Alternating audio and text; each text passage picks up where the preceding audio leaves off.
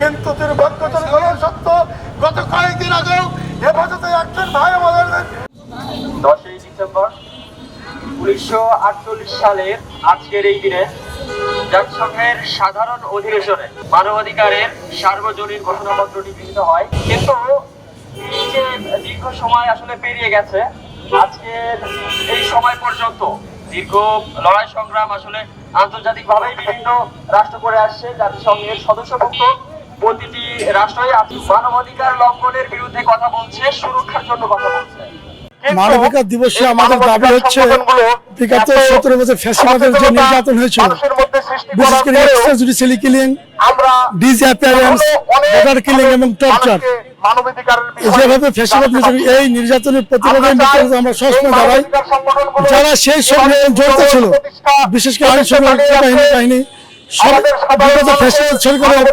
বিভিন্ন এমপি মন্ত্রী সহ যার জন্য তাদের শাস্তি এবং আগামী জাতিসংঘ নির্বাচন, এই নির্বাচনটাতে বিগত ফ্যাসিবাদের আমরা যেসব যাদের নির্বাচনে অধিকার হরণ করা হয়েছিল সেটি ভুলে যেতে পারে। আগামী নির্বাচন সহজভাবে সুন্দরভাবে সাধারণ মানুষ যাতে ভোটাধিকার প্রয়োগ করতে পারে, আমাদের এটাই দাবি। তাছাড়া বর্তমান অন্তর্বর্তী সরকার আমলে এতই কথা বলতে চাই, অন্তর্বর্তী সরকার আমলে কোনো মানবাধিকার লঙ্ঘন হচ্ছে।